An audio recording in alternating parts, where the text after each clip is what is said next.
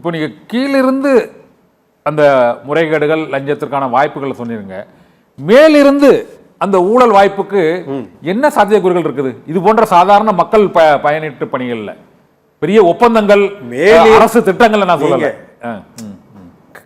கண்ணன், உங்களுக்கு நீங்க இன்னைக்கு எவ்வளவு மின்சார கட்டணம் கட்டுறீங்கன்னு தெரியும்.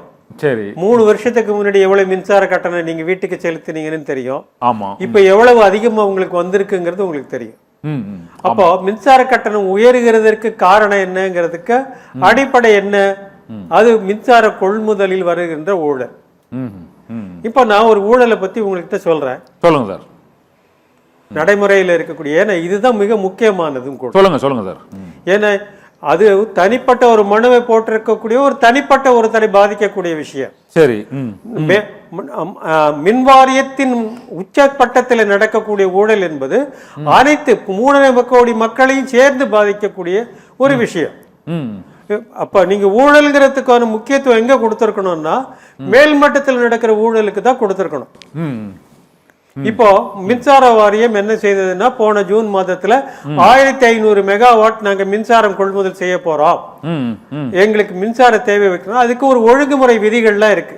1500 மெகாவாட் தான் தேவையா அப்படிங்கிறதுக்கெல்லாம் சட்டம் எல்லாம் வகுத்திருக்கிறாங்க. ஒழுங்குமுறை ஆணையத்துல அனுமதி கேட்டு தான் அது பண்றாங்க.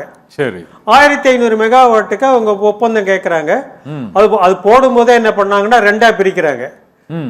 என்னன்னா இந்தியா முழுவதும் இருக்கிறதுக்கு ஒரு 800 மெகாவாட், தமிழ்நாட்டுக்குள்ள மட்டும் 700 மெகாவாட்னு பிரிச்சாங்க. அப்புறம் என்ன நினைச்சாங்களோ தெரியல, ரெண்டையும் சேர்த்து 1500 மெகாவாட்டும் மொத்தமாவே போடுறோம் அப்படின்னாங்க. எல்லாத்தையும் வாங்கின உடனே அதுக்கு அந்த விலையை ஏற்றுக்கொள்வதற்கு முன்பாக அதானி நிறுவனம் ஒரு வழக்க போடுறாங்க. நீங்க இந்த அவங்க போட்ட ஒப்பந்தத்தை ஏற்கக்கூடாதுன்னு சொல்லி ஒழுங்குமுறை ஆணையத்துல ஒரு வழக்கு போடுறாங்க. 2 நாள்ல அதானி நிறுவனம் அந்த அவங்க மனுவை திரும்ப வாங்கிக்கிறாங்க. அப்ப உடனே இவங்க போட்ட அந்த 1500 மெகாவாட் அதுதான் மின்சார தேவையின் அளவு அப்படின்னு ஒழுங்குமுறை ஆணையமே ஒப்புட்டாங்க. அதுக்கு அனுமதி கொடுத்துட்டாங்க. இப்போ அனுமதி கொடுத்த அடுத்த வாரத்திலேயே மறுபடியும் ஒரு 1000 மெகாவாட் அந்த அதானிக்காக போடுறாங்க. இப்ப அதானிக்காக 1000 மெகாவாட்டுக்கா மறுபடியும் ஒரு டெண்டரை கேட்டு அதுக்கான ஒரு மனுவை செஞ்சு அதுக்கு ஒரு அப்ரூவல் கேட்கறாங்க. அப்ப மின்சார வாரியத்துக்கு எவ்வளவு மின்சாரம் தேவை, கொள்முதல் எவ்வளவு தேவை? 1500 மெகாவாட்டா 2500 மெகாவாட்டா?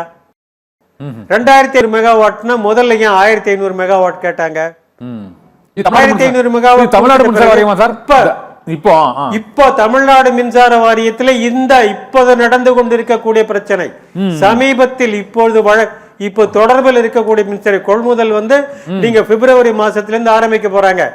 அந்த கொள்முதல் 1500 மெகாவாட் தான் தேவைன்னா அப்புறம் 2500 மெகாவாட்டுக்கு ஏன் கேட்கணும்?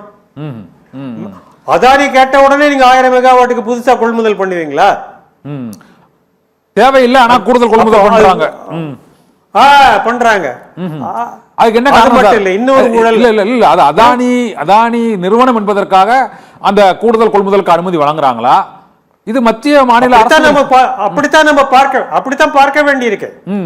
ஏன்னா முதல்ல 1500 மெகாவாட் போறோம்னு சொல்லியிருக்காங்க. ஒழுங்குமுறை ஆணையம் அது ஏற்றுக்கொண்டு விட்டது. சரி, அதுக்கான அனுமதியை கொடுத்துட்டாங்க. திரும்ப கூடுதலா டெண்டர் போட்டாங்க. டெண்டர்ல அதானிக்கு செலக்ஷன் ஆகல. சரி, அவர் உடனே நீங்க உங்களுக்கு அனுமதி கொடுக்க கூடாதுன்னு ஒழுங்குமுறை ஆணையத்துல வழக்கு போடுறாரு.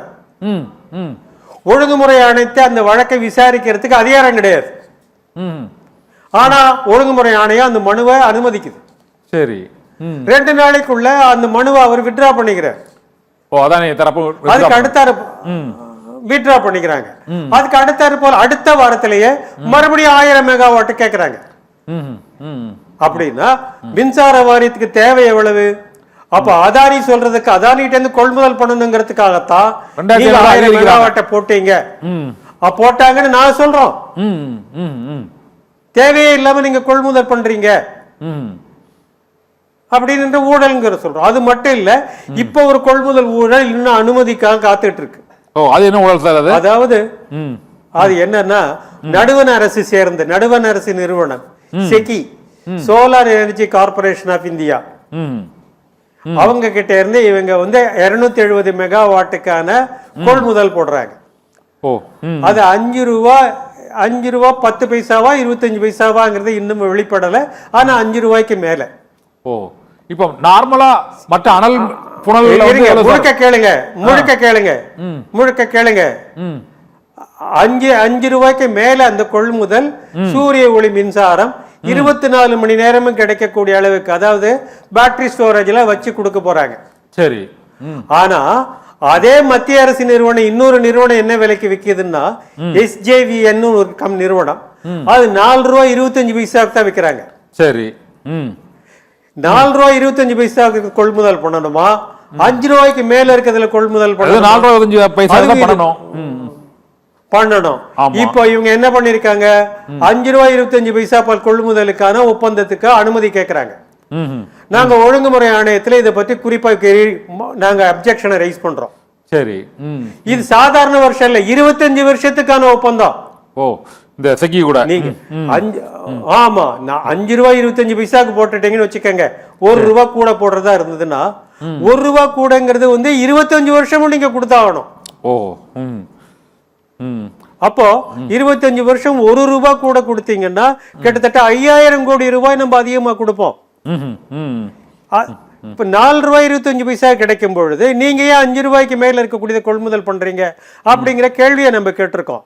சிஆர்சியினுடைய மத்திய ஒழுங்குமுறை ஆணையமே 4 ரூபாய் 25 பைசாவுக்கு தான் விற்பனை பண்ணிருக்கேன்னு உத்தரவு போட்டிருக்காங்க. அந்த உத்தரவையும் சொல்லியிருக்கோம். ஆனா ஒழுங்குமுறை ஆணையம் நாங்க சொல்றதெல்லாம் கேட்க மாட்டாங்க. ஏன்னா ஊழல்ங்கிறது விஷயத்துல இந்த ஒழுங்குமுறை ஆணையமும் மின்சார வாரியத்தினுடைய மேல் மட்டத்தில் இருக்கக்கூடியவங்களும் சேர்ந்தே இருக்காங்க.